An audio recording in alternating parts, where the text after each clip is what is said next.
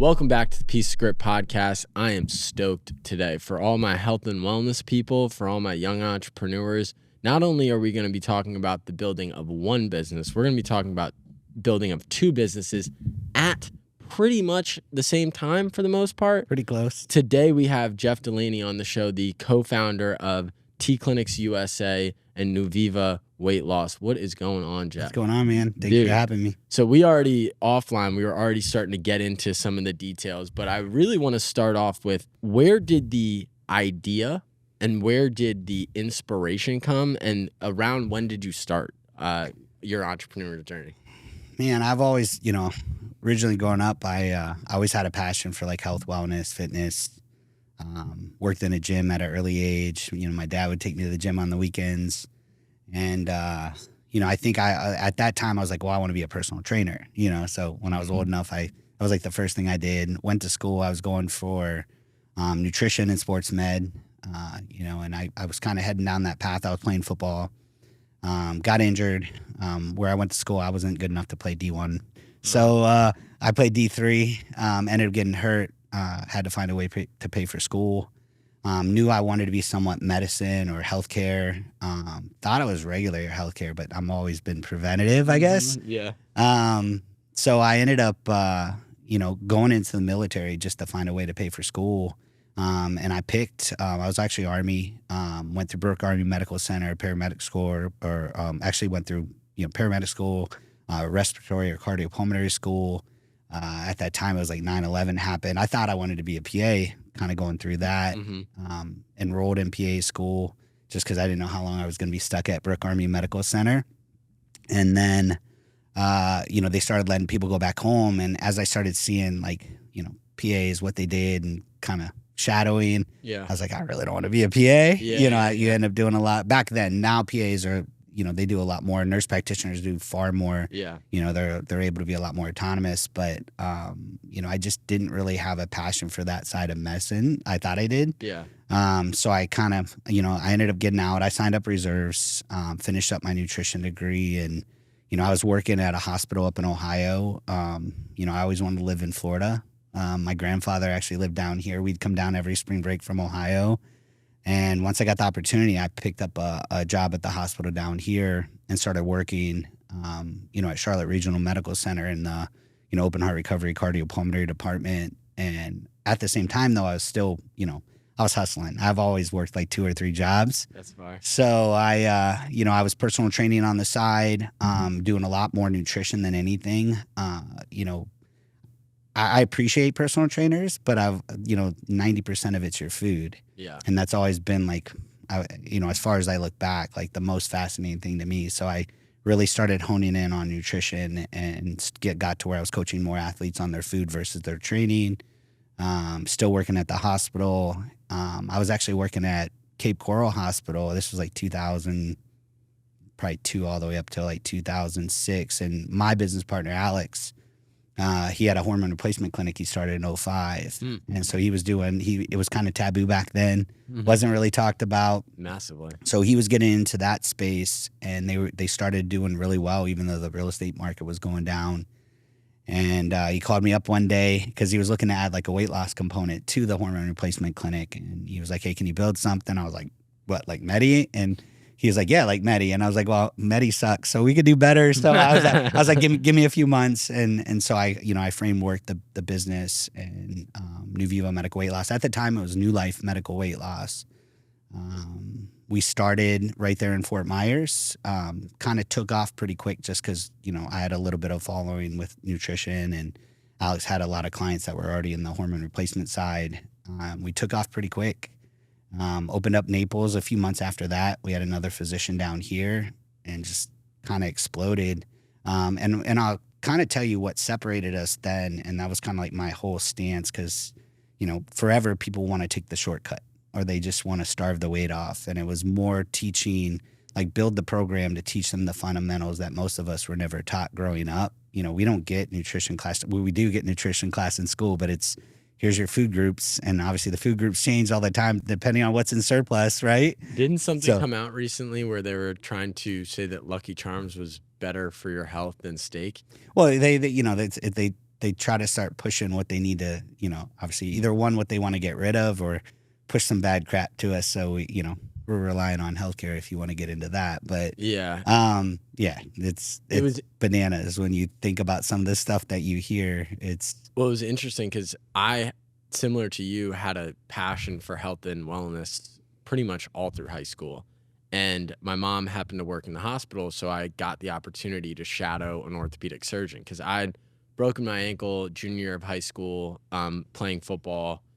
My football career, I was same thing. I wanted to go play D1. Was never going to make it in D1 because I was just not big enough. Too short. Exactly, basically. Yeah. And I remember the first time I shadowed an orthopedic surgeon.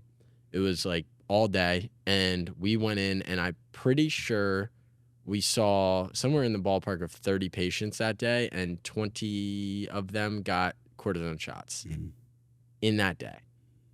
And the others were either already out of their knee hip replacement or they were going for their knee and hip replacement. And something struck me in that moment where it was like, there wasn't a conversation of, well, what are your movement patterns look like? And what does this look like? And what is your strength schedule? And none of that. Yeah. Obviously, I'm not putting it on the surgeon that, like, the surgeon had they're just doing 30 their job. Clients that day that they had to go and like go through and meet with. But it was the first time that I looked at it and I was like, there's something wrong. I don't want to say wrong with the system, but wrong with the system in the sense, and that was 2017. And I mean, back in 2005, I can't even imagine what life was like. Well, I mean, I always joke about it, and even still to this day in the hormone, and, it's becoming more mainstream, but you go to your doctor and they're like, oh, your blood sugar's high. Here's some Ozempic or Wegovy. Mm-hmm. Hey, your cholesterol's up. We got to get you on a statin now, and it's like, there's so much you could avoid just through,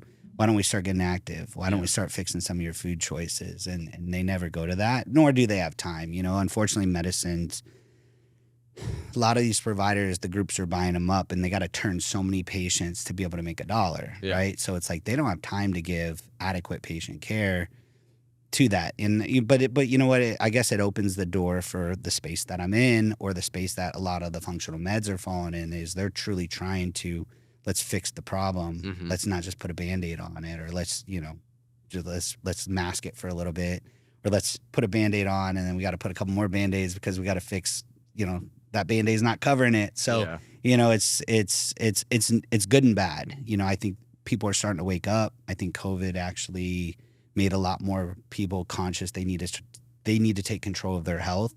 And that nobody else is going to do it for them. The government's not going to do them for them. Like they need to start being more proactive in what they do on their day to day. Yeah, so. Yeah. I mean, COVID was an eye opener for me. I remember it was probably middle of COVID, and at the time I was in college, so like life was just like go out, have fun, eat whatever you want, do whatever you want. But one day I went for I think it was a 2-mile run, and it was with Ryan. And we went out on a run, and 0.7 miles in, I had to just walk it out, and I had to walk the rest of it. Not because I felt like my heart was going to explode. And I had this moment because there was all this health fear. And I was like, yeah, if I don't do something about this now, I don't know when there's ever going to be a better time in a lot of cases. But going back to your story, so you get this, you are already kind of hustling, had clients, you were making money. What do you remember the first day you made your first couple bucks? So I'll tell you, I was working at the hospital, and it was taking a little bit longer for me to find some time to like framework that program, just because it's, for me, if I'm gonna do it 110, right? Yeah. So absolutely. Just make sure you cover all the bases, and just how do you sequence, and that's kind of, I could talk all day. Like, we're very different than most programs, whereas a lot of places are drugs and starve it off. We're fixing the nutrition. If you don't fix the food, you're never going to fix the problem, but you can't change people's bad habits overnight. So I had to like sequence it a certain way to work with the system, and then eventually show them how to manage it. So, but going back, I was like, I was frameworking it. I was working at the hospital night shift, more cardiopulmonary, and even more so working there. It was like it was more just delaying the inevitable that was going to happen to a lot of these people. And I was like, I definitely got to get out of here. I was doing a little bit of real estate at the time too, just because I had a lot of physician friends Hustling. Because real estate was on the upside, it was good. But Yeah. then, you know, I was doing a lot like waterfront homes, training, working at the hospital. So yeah, it was, I mean, since I was young, I've always kept at least 2 jobs. If not, you know, I'll try to spice it up with 3 every now and then. So, you know, so I was, but I got to the point real estate took a dump. And I remember I was doing a lot of my nutrition with a lot of athletes. It was more athlete driven sports, baseball, football, performance. And I was so slow in real estate, I was actually using my office for nutrition consults. Oh, And, very you know, I got a call from Alex because he was in real estate at the time with this other company. And he's like, hey, are you done yet? And I'm like, you know what? And earlier that day, my wife called me. He was like, money's getting tight. Because, you know, I had a couple properties I bought. I was down to like nothing. Wow. You know, I had one property, you know, I paid on till I couldn't pay anymore.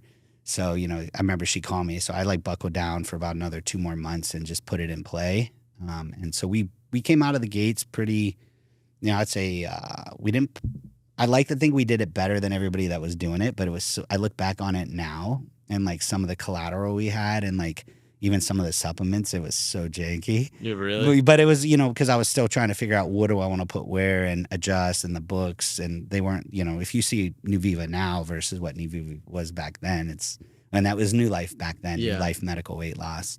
But, you know, we took off and we started getting really good results. You know, we were doing it very different than everybody else. So what did taking off look like? So, because I remember for us, there's always a moment where you're like, okay, we're struggling. We don't know if we're going to be able to pay payroll. Lord knows, like financially, like most entrepreneurs, they can attest to the fact that they looked at their personal bank account and they're like, "Oh my God, if I don't do something soon, I'm really screwed." So, what was the moment where you were like, could take it somewhat of a deep breath? Honestly, I felt like within the first 2 months in Fort Myers, we got to where we were in the gray. Okay. So, and then we got a call from another physician that had space that was like, I like what you guys are doing here. So I was working it was funny, I was working in Fort Myers and then I would do 2 days a week down in Naples and 3 days. And eventually Alex stayed in Fort Myers. I stayed in Naples and just kept kind of watering the grass down there. And I would say within a year, we had a good amount of clients. I would say we were unactive, like, cause obviously in weight loss, it's cyclical. Mm-hmm. You know, an average client comes to our program maybe 10 to 15 weeks as an average client. Somebody larger, sometimes, you know, I've had people do 200 and some pounds, but that's like over a year period for sure.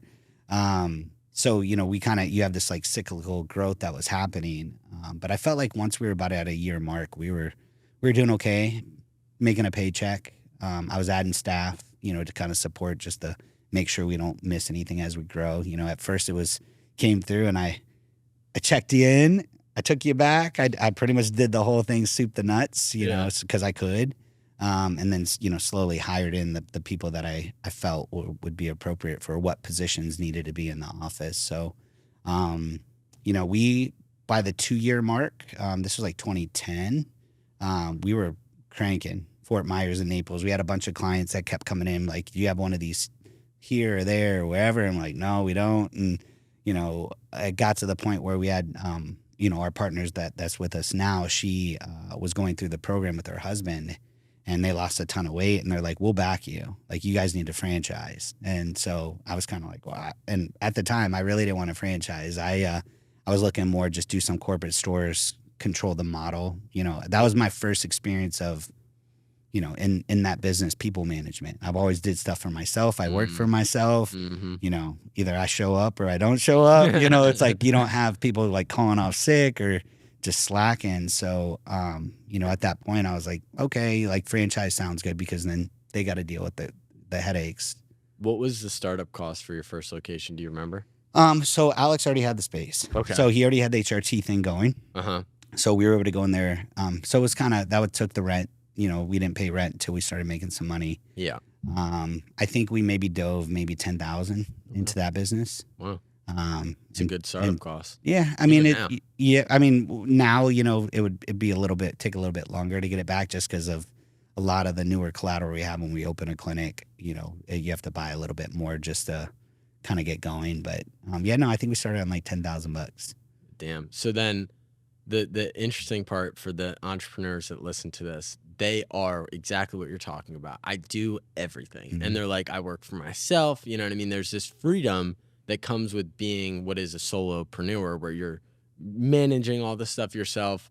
And then the hiring part, like, we're just going through this phase now where it's like, it was me and Jace for basically a year, and I did everything that I possibly could. And then Ryan was our first big, help that came on, and then it kind of trickled from there. But I've made a lot of bad hires, like a lot of really horrible hires. For people listening, how did you operate that at first, and how have now, if you look at it, almost 20 years later, just about 20 I think years. when you're starting, you're just trying to get help, and you don't know maybe your culture and your mission and what you're trying to put out there in the business. So it's human nature. I would tell anyone looking to start out, just write down your core values. Make sure you have a pretty good job description for that person. I'll tell you, just hiring in general is really tough right now to get really good people. I used to say the younger generation, and not all of them, but for years I would say like everyone under 28, like 28 to 20, 25 to 28, it's hard to get them to work.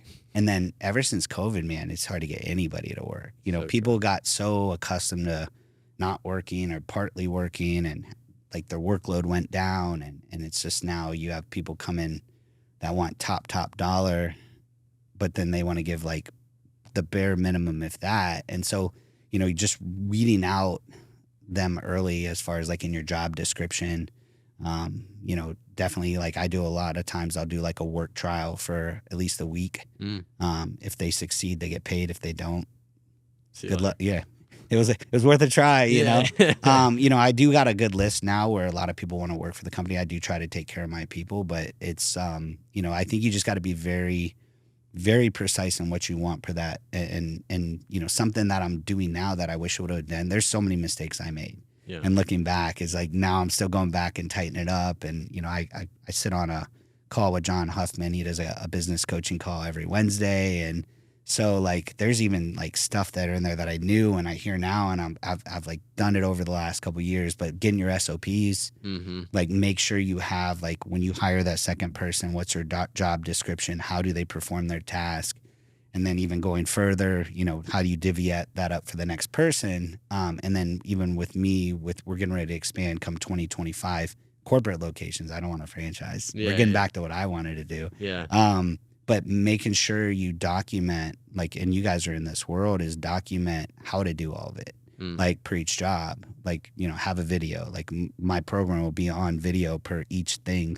So it's not me. Cause I found like over the years, it's hard for me to work on the business and do the creative development and add all the cool stuff that makes it better because I'm stuck in the business, and it's like, it's a very tough thing to do when you own the business, is to get yourself out of the business, or you only take a piece of the business that you're really, really good at and delegate the rest that you're not really good at. That's the, so I talk to a lot of young entrepreneurs, and the thing that I was the worst at was this idea of nobody can do it as good as I can. And it's like this fallacy that young entrepreneurs tell themselves, because they have this complex of like, oh, like I can't, there's no way that somebody could do exactly what I do at the same level. It was like, but it's a limiting belief that you tell yourself day in and day out. And really, and I remember the first like big hiring mistake I made. I was like, I had talked to Ryan the day after, and I was like, dude, screw it. We're not meant to scale this, that, and I had so many self-limiting beliefs of like, it kind of is like you burn yourself and you're like, I don't really want to do that again, because there's a lot of, there's a lot of relationship aspects to it. But for you, was there a hire that you made that you were like, okay, finally, this is how you do it? Yeah. Every now, you're going to kind of go through before you get the one. And then I'm going through right now, we're getting ready to add somebody else. It's, I've been through 4. I think the next one might be it. So, you're never going to find the perfect person right away, but it does, when you do find that person, like I have some people that are ride or dies that have been at my clinic here in Naples, just to use, my corporate office, for example, since 2008, and so and I've had some people leave and come back, just because, maybe they thought grass was greener on the other side, or they just, thought they were going to do something else and change. But going back to what you were saying, I still do that. I still burn myself. And then you get like, it's hard because, until you find that person, like no one's ever going to do 100% of what you do. If you could get, like I would say 80% of it, bro, if you're looking to scale, if you're not looking to scale, you keep that, make sure you stay on top of it and keep control of it. But if you're trying to really scale the next level, you got to try to find the 80 and move on. I had a meeting on Monday with this guy who owns a bunch of companies, venture capital, capitalists, and their whole portfolio does $90 million a year, like killer. And he sat down and I presented our whole company. He was looking to be a potential client of ours. And I just laid it out to him and he's like, so like, what's keeping you guys at your current level? Because I was telling him my projections. I'm like, oh, I want to be here in 2 years. And he's like, dude, you can be 10x where you think you can be in 2 years. Like, what do you think your bottleneck is? And a lot of it was self-imposed beliefs. It's like, oh, well, nobody can do this as well as I can, or we have a specific clientele that we want to cater to. And they were like, those people there's more of your clientele than you think there are. Yeah. And then on this side, as long as your cost of acquisition is what it needs to be and your lifetime value is what it needs to be, like, go. Like, fail, do it again, fail, do it again until you can't. And hire fast and fire faster. And I said, like, for me, I'm so not that person. For those that know me, it's like I'll give someone, like, I'll try to put a square peg in a round hole multiple times. Like, it's like I wasn't good as a kid with that little block thing. But I do try to give people the benefit of the doubt. But as I now trying to make some adjustments and just, plus you only have so much time in your day. Yeah. And as I get older, I feel like, that's, for me, it's not even money. It's time's the biggest commodity. And so whether it be just to go to the gym or have family time. And so I'm just trying to be a little bit more precise, and move a little bit quicker when it comes to hiring and firing. And, eventually you'll get the right person. Just make sure you have clear description and like really know what you want. Yeah. And make sure it's pretty clear, even though, I don't know, for weight loss, I always put like, this is not an opportunity to lose weight. And I get people coming like, oh, I was thinking I could lose 60 pounds. And then I'm like, and it's hard because like you do get some really good people, but I always say like, you are your business. If you come into my business and people are, it's like going to the dentist with a guy that has bad teeth. Like, I'm not going to the dentist with a guy, if his teeth are all messed up. Yeah. So, you kind of have to make sure you hire, what people are coming to, get, or at least uphold the image that you're trying to do for your company. Yeah. We had a, for me, I'm health and wellness. So I got to, we can't be out of shape, overweight, or, A lot of people talk about the work environment with us, and they say like, we love being around you guys. You guys are cool. You guys are young. You guys are hit, all these types of things. And I made a hire, and I was trying to hire for my weaknesses, like I'm told to do. And I hired somebody who was highly skilled, but lacked all of those values that we all hold here. And then putting them in the mix was just like a complete cultural like failure, basically, because they would infect the other people and they would make them feel like crap. And I'm like, okay, so this whole vibe thing, and we'll get into like the energy that goes into building a company. It's like, now I'm in the mindset, especially where we're at, I'm like, I would rather hire somebody with the right vibe and the right intangibles in a sense than somebody that's like maxed out on skill set. For you, it's a little different. Sometimes even you have someone with the skill sets and they lack the other, and that person tends to just be the odd man out in the group, and it creates more problems. So, if you're trying to create a certain culture or atmosphere, you definitely, people are coachable. I have some of my best people weren't the most qualified, it's like, but they're the most willing. Sometimes we get the really qualified people, they're not willing to take constructive criticism from you and do it the way that you want to do it, because they're like, well, no, I've done the A, B, and C, and this is how it needs to be done. Like, I'm always open to constructive criticism, but for certain things, or at least how I operate in my business, like, no. Yeah, exactly. No, this is how you're going to do it. And so it's sometimes nice having someone who's fresh, with a little bit less skill set, but, maybe fits the mold of your company and has the right vibe. And, as long as they're willing to come in and just kind of take on the culture, it's a win. So you guys have 2 locations, and we were talking off camera, but you guys got the opportunity, and we just talked about Yep. it, to franchise. Yep. How did that process work? And obviously, what were some of the strengths to it? And then obviously, I know there's probably a deeper story to You know, it. a lot of people, I think, because you're a franchise or you're a franchisor, that you're killing it. Like, it takes, you know, in the franchise business, it's a lot of work on the front end. And you got to get a lot of locations out. And I'll tell you, that's kind of where we kind of fell a little bit. You know, we were out of the gates quick. So in 2010, we started that process to flip from, it was New Life Medical Weight Loss. We went through the whole process of having to find a new name, because when you're going to franchise, you got to trademark the name, your tagline, like all that stuff. And so New Life Medical Weight Loss, we couldn't trademark because New Life was New Life Ministries, New Life Church, New Life this, New Life that. So we couldn't take that name. So we went through the whole process. So we hired this group that were supposed to be franchise experts. And, you know, they were just referred from somebody else. They were kind of local to south of Florida. I think they both disappeared now. They screwed over a lot of people. But long story short, we went through that process, turned into a franchise. We went through actually Brand Institute to try to get our name, to get it, because we were like, well, I don't know what I'm going to do. It's hard when you like call your kid Jeff. And then you're like, all right, now you got to rename your kid, and be like, no, he's a Jeff. You know, like New Life was New Life. Like, I'm not going to like, that's hard for me to come up with a new name. And, you know, our tagline was, it's not just a diet, it's a new life. So I'm like, well, shit, like, how are we going to change this, you know?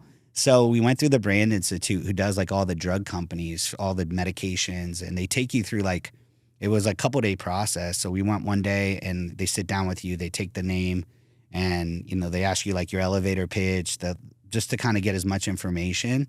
And they come back with like a list of 100 names, and then you narrow it down to like 50, and they'll come back with like 50 new ones. And then then you give them like, I think 10, and they end up giving you like 25 more. And we got all the way down.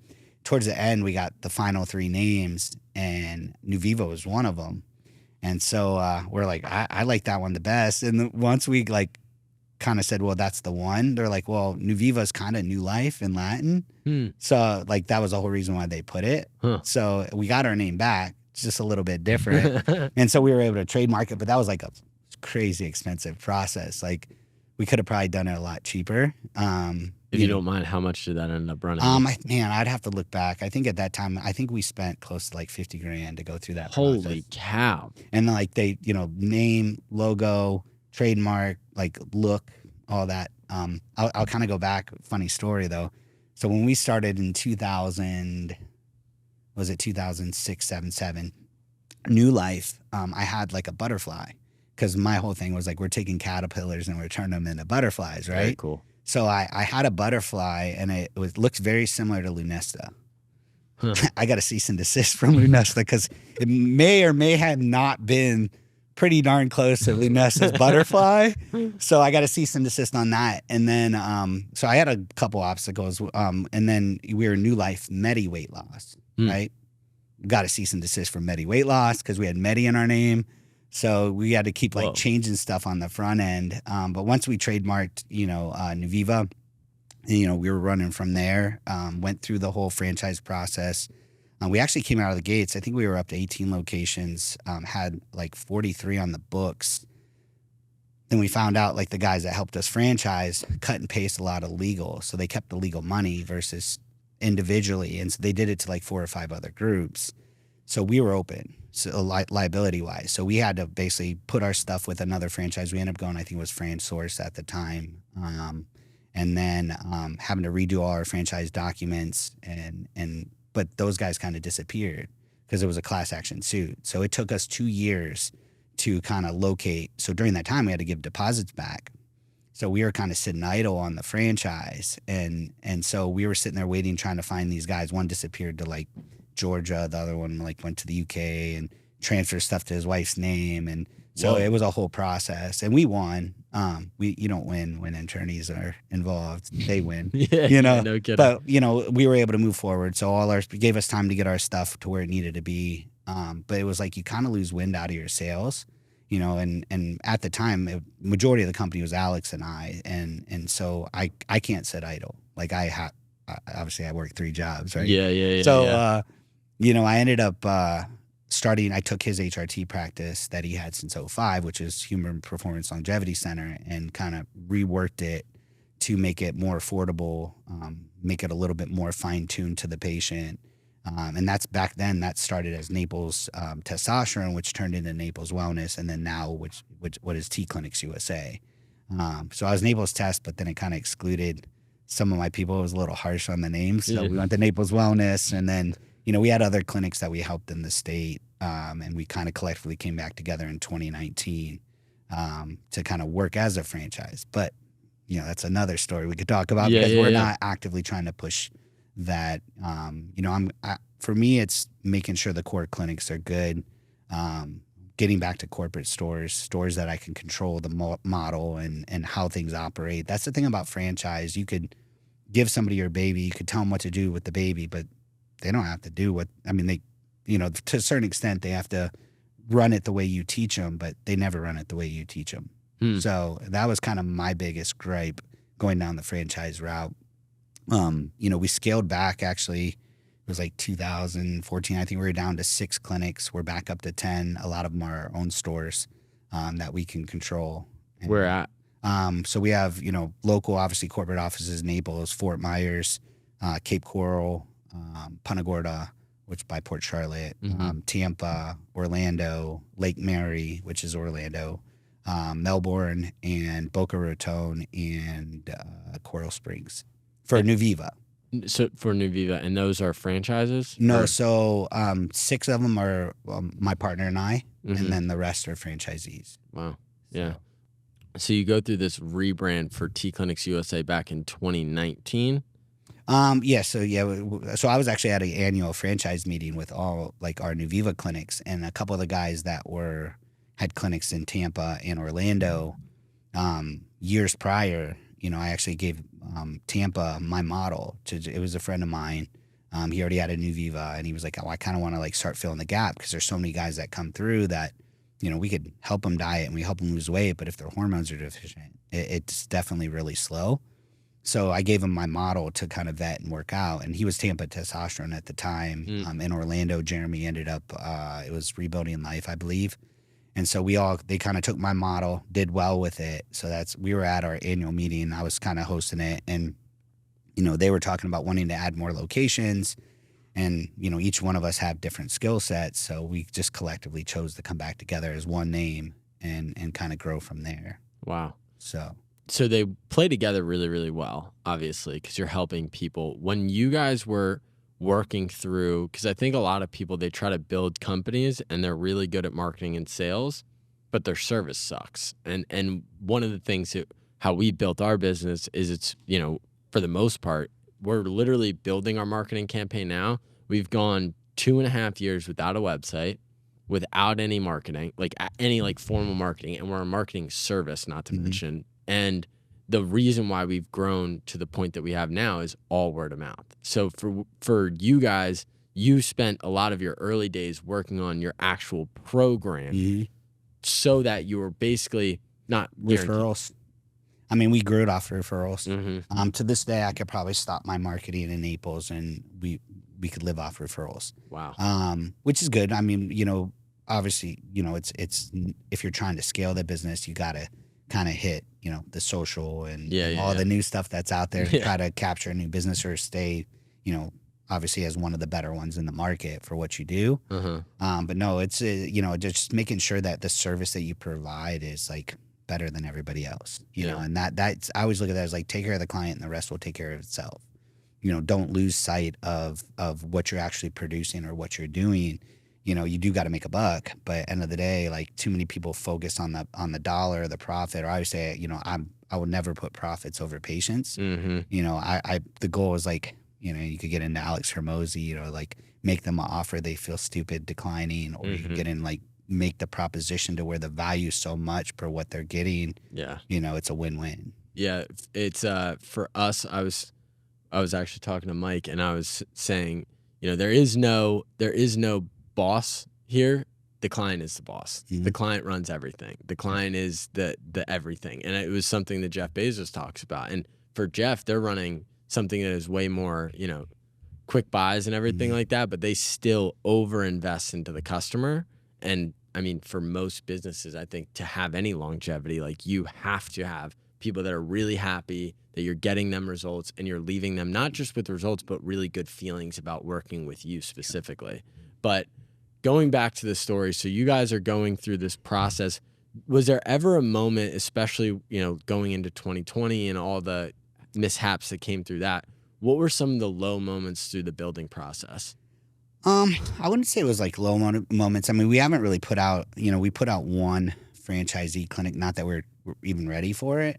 You know, in that business, I just, you know, and I'll talk openly. Most people know me, I'm an open book. So, you know, we collectively came together. COVID was obviously happening during that time. Made it a little difficult, but we didn't skip a beat. NuViva was kind of all our anchors in what we did. Most of the T clinics were already established, doing well. Mm-hmm. You know, we shifted more towards like, you know, a lot of things you should be doing to just make sure your immune system's strong. So we made it through better than most, I would say. You know, but what I found in that, and you know, where there's actually a separation. So the two of the partners that we brought in are going back to their original names. No hard feelings. Just not everyone's meant to work together. You know, you kind of get too many chiefs. And for me, I know the direction I'm going in. I know I won't, once again, put profits over patients, maintain a level of care that's, you know, for me, it's, you know, I want to know when I die and when I leave, like, you know, I need to put food on the table, but outside of that, like, be remembered of, you know, taking care of people. And, Yeah. you know, so I felt like there's too many people trying to go where the masses are going. In the world of HRT, there's a lot of online telemedicine, and the level of care that people get is subpar at best. And that's kind of what kind of got us to where we're at with the T Clinics USA. So I just, you know, once again, just we not everyone sees eye to eye. So on that business, it's Alex and I are kind of taking the reins back on that company, and, you know, not really actively gonna push that company forward as far as when it comes to franchisees. T clinics? Yeah, T clinics. But Gotcha. NuViva has always been like my baby and focus, and we're gonna get back to putting out corporate stores come 2025. So, you know, everything happens for a reason. You know, in business, sometimes people, you know, you just take the hit on the shoulder and just keep pushing. You know, just try to find, you know, the silver lining in every situation, learn from it. You know, I would say it's like never wins and losses, it's wins and lessons. You know, take the lesson and apply it and grow from it. Interesting. So then when because I talk to people all the time, picking your partner, like, Oh, that's everything. everything. It is. And I had a mentor tell me, pick your partner. That's step number one.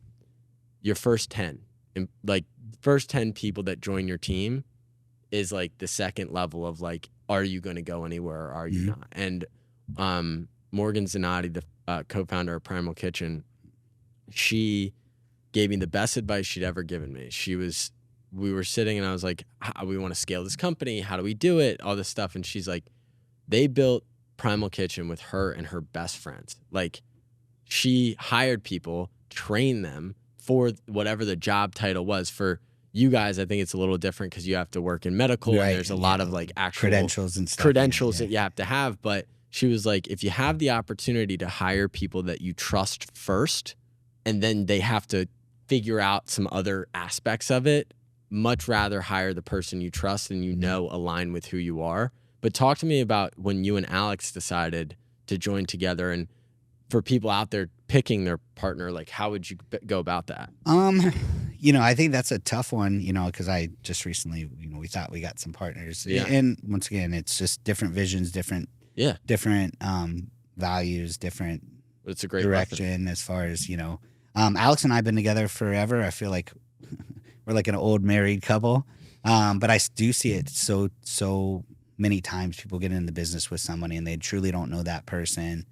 He compliments me really well. And as there's times that I'm sure he wants to throat punch me. There's days I want to choke him out, you know, with certain things. But I'll tell you, like, he's definitely like the yin to my yang. Like, we both have different skill sets and see it very differently, but we still respect one another and move in tandem. Yeah. You know, and I think that's a tough one to find. I think I got lucky. I knew my place when we started. I knew what I was going to do, and we had clear-cut roles on, and I think that's probably the best thing is make sure you have clear-cut roles and who's going to be doing what in that relationship, because too many people don't lay that out up front, and then next thing you know, one person's carrying 90% of the weight and the other person's just sitting back riding coattails, and then you're like, what the hell?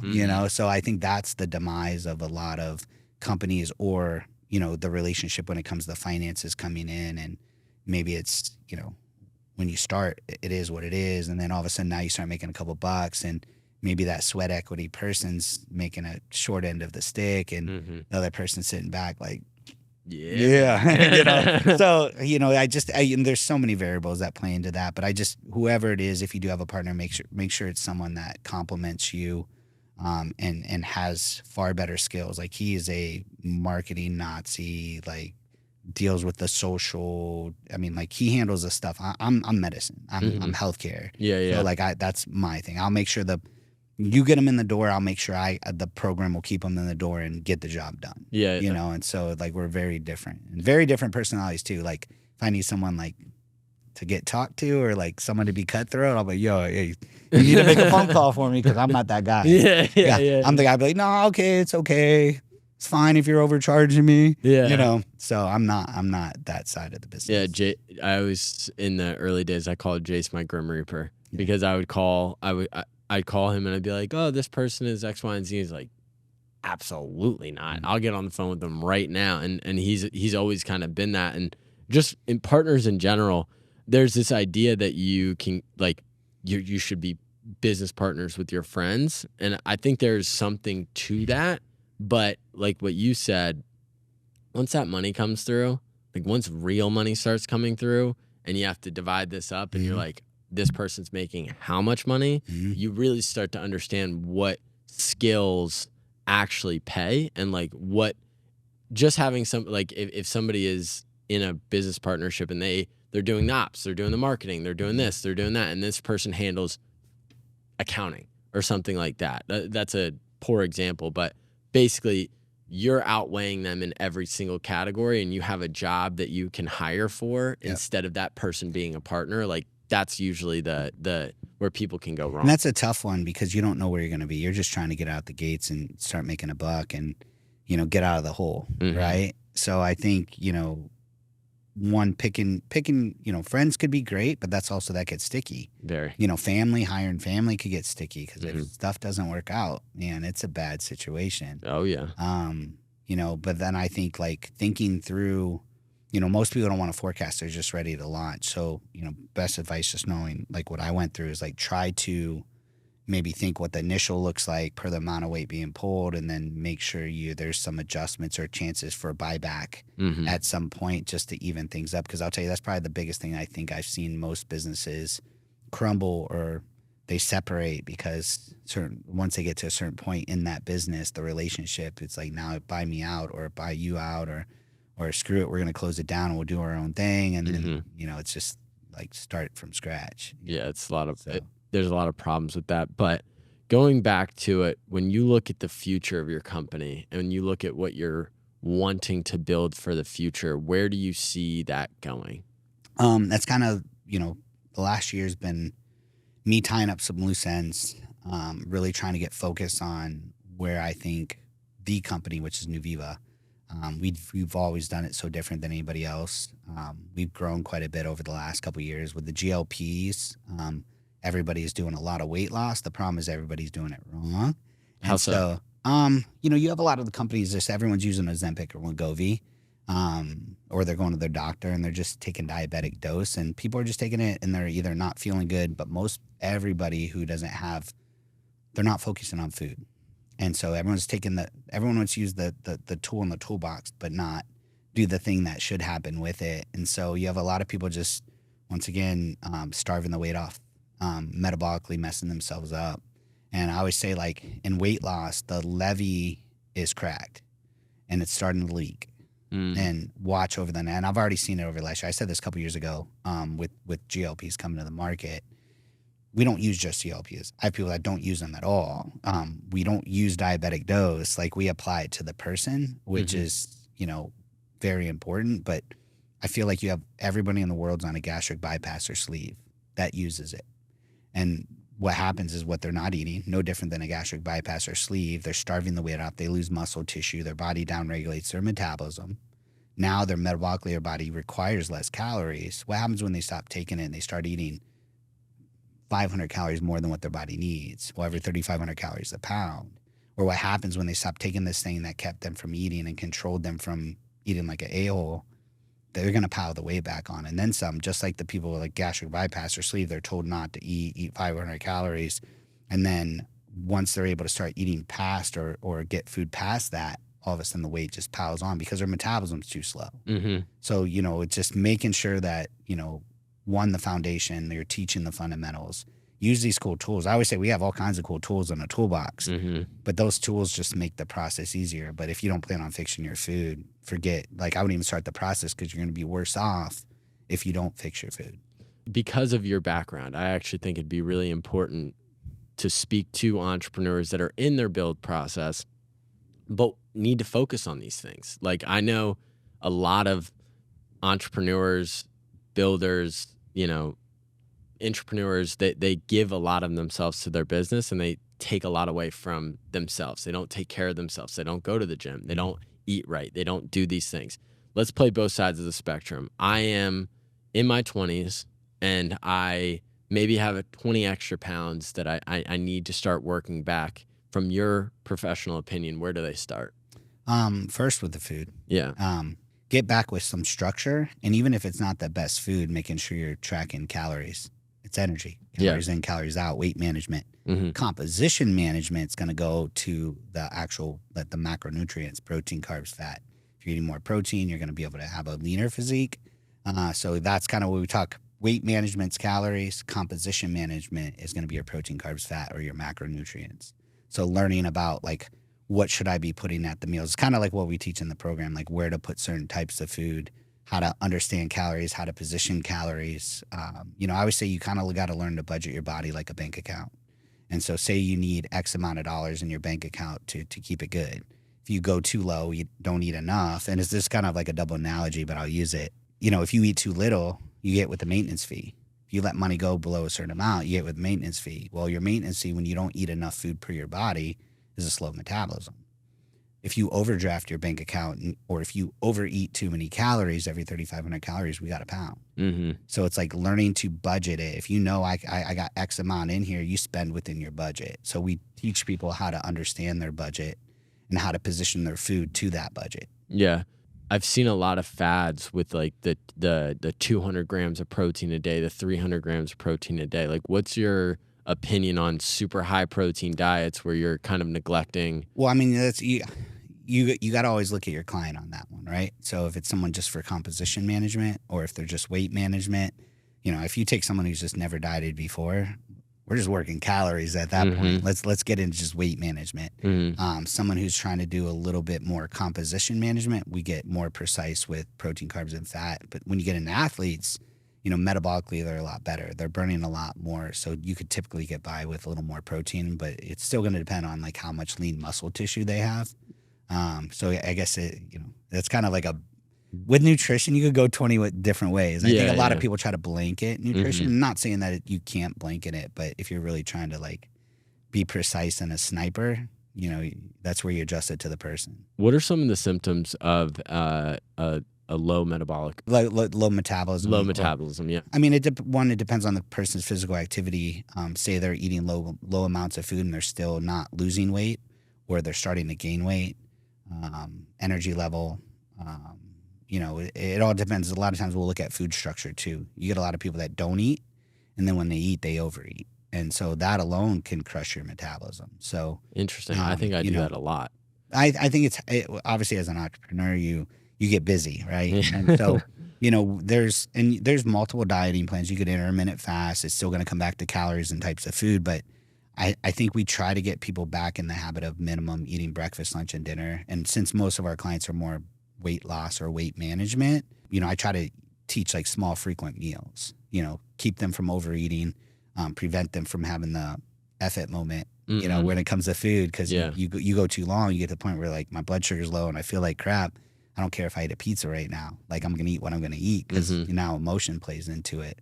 Yeah, there's a huge psychological thing, because I was, for a while when I was training for my ultra marathon, I was definitely under eating, and then I'd go whenever I had a lot of time in my day. Like let's say I have a Saturday and I don't have anything to do, like I'll sit there. I could legitimately eat 8,000 calories in a day just because I'm bored and Well, and even athletes, you know, they tend to overtrain and they're so strict on their food, and it's like, you know, you got to be able to fuel your body. You know, I see so many people just not put enough in. I think anyone trying to at least change their composition, they think like they almost demonize eating and that they can't eat. Like, whereas I'm like, no, you should eat, and you should eat frequently, and you should eat more, because I'll tell you 9 times out of 10, most people come through the door at our clinics, they're not eating enough. It's just how it's positioned and where they're putting in, and then the food choices. So, you know, that's kind of discovery time when we first meet a client, as we try to, what have you done? What are you doing?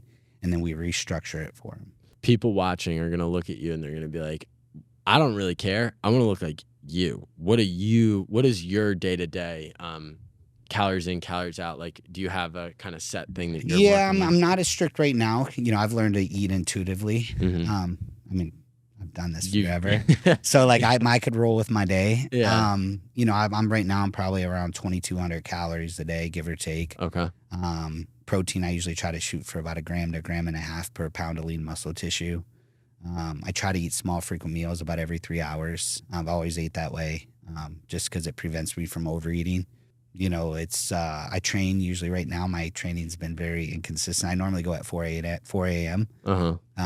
I've been kind of off cycle, just staying work late. So some of my mornings have gotten pushed back, but I probably train like 3 days a week right now. But you got to remember, I was 6 days religious for probably the last 20 some years. So this has probably been the toughest year for me, with a lot of like just busy with work and trying to really tighten up loose ends so I could start running on the other business. So but you know, I always say try to figure out what your maintenance calories are, and then whether you're trying to build or lose from there, you adjust them accordingly.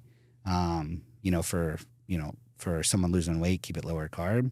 For guys who are training, I'm big into putting carbohydrates around the activity time, just so you could fuel what you're about to do. Okay. I mean, those are like generalized things you could do, but it's so, I don't know. I've never been generalized. I usually look at the person and it's like, all right, when do you wake up? When you go to bed? Like, here's the best sequence for you. Yeah. You know, what are some of your staple meals?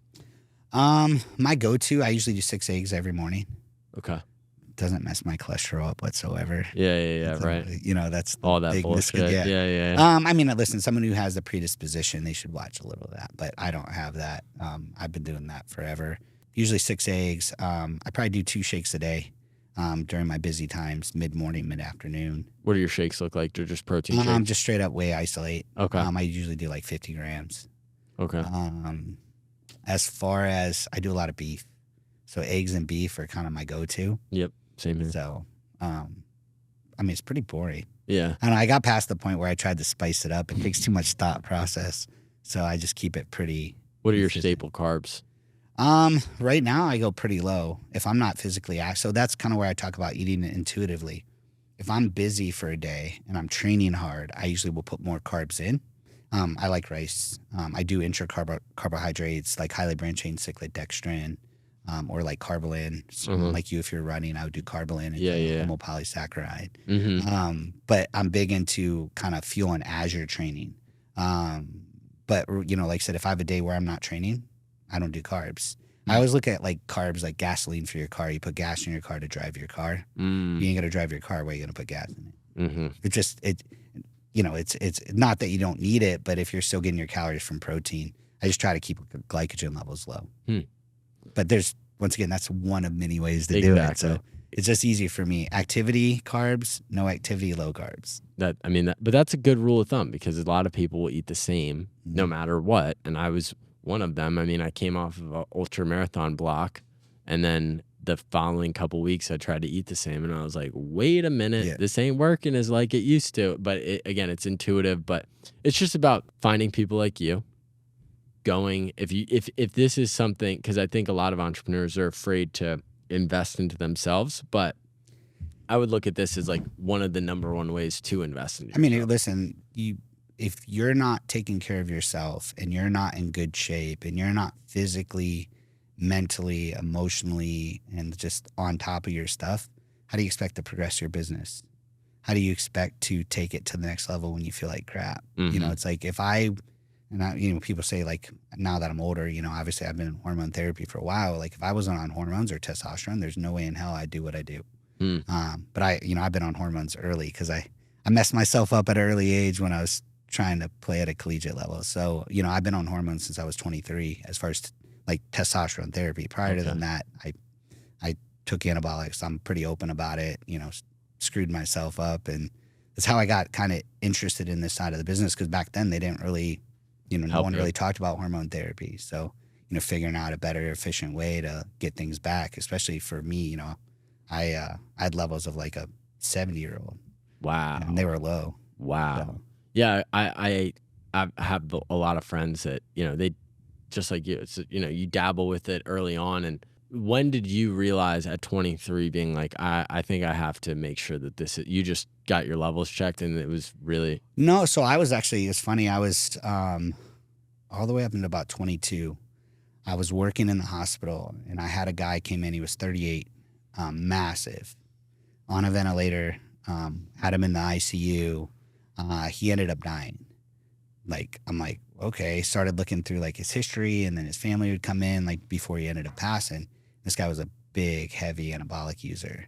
And he had like a massive heart attack, and then obviously had another one there. Obviously, he probably took an abundance. He probably didn't take care of his health. But that was like a big eye opener for me, just being it, you know, that I was taking things at that time, and, you know, just, I'm like, God, this guy's 30-some years old and just died because, I mean, he looked massive, but it don't mean shit if you're dead, you know? So I think that was, for me, I started focusing. I was like, you know what, maybe I need to like stop. And when I stopped, I'm like, oh, something's wrong. And so I got my blood work done, and it was super, super low. I was like 17 on my testosterone level.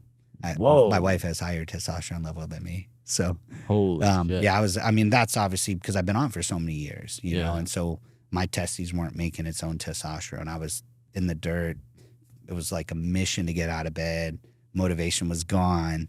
Obviously I don't like to feel like that long just because I'm not that type of person. So I think there was like a good, like, probably by 4 to 6 weeks in, I'm like, all right, I got to do something. Like, I can't do this. So, you know, Alex was still a friend of mine at the time. He didn't have the clinic open yet, but he was kind of going through another doctor on hormone therapy, and that's when I started. Very cool. So to kind of wrap up, I want, if you had to talk to you when you're working at the hospital, 23 years old, you're sitting here now, what are you going to tell yourself to hopefully skip the line in a way to get to where you are now faster? That's a good question. One, stay persistent. Find somebody who's already been there, done that. Even if it takes, like, before you jump into your space, try to work under like one of the better people and learn as much as you can.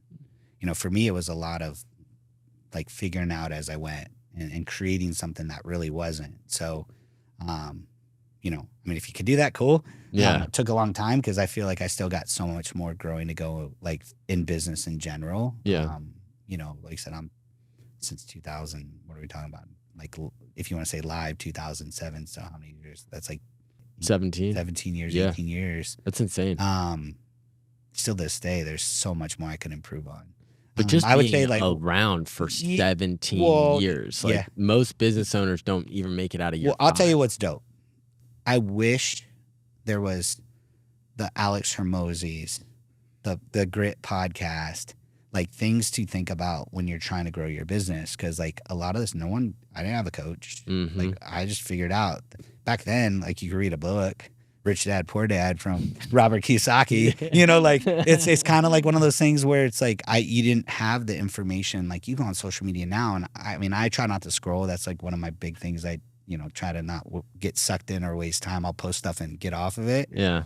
But there's times like on the weekend where I'll post and I'm like, I'll learn 5. I mean, you got to be make sure you vet your sources and where you're getting your information, because there's a lot of people just throwing shit out there. Yeah, for sure. Or just regurgitating information. So, definitely check your sources. But there's so much information, and to be an entrepreneur now, ways to improve your business and make money, it's crazy. I wish I would have had these resources back then. Yeah, it's funny. I don't necessarily, I think so many people think that money is the problem. Oh, I just got to make more money. I just got to make more money. Once you shift your mindset and you create something of value, money is no longer the bottleneck. Yeah. And it won't be so long as you don't make it the bottleneck. But in a lot of ways, and the thing that I'm glad we touched on a lot in this podcast is people, culture, service. Mm-hmm. Like, what are you doing for the people that you're selling to and exchanging money with is really going to depend on how successful How are you going to stand out? How are you going to be different? Mm-hmm. Yeah. Well, thank you so much for coming on. This was a very informative podcast. If people want to support you, how can they do so? So NuViva, www.nuvivaweihtloss.com. It's NuViva, or Instagram, NuVivaweightloss.com. T Clinics USA, all overall wellness is tclinicsusa.com. Pretty simple. Same thing on IG, T Clinics USA. So make men great that's again, what we do. baby. That's what you guys do. I appreciate you for coming on. And if you guys enjoyed this, please be sure to reach out to Jeff, like, subscribe, and we'll catch you guys on the next one.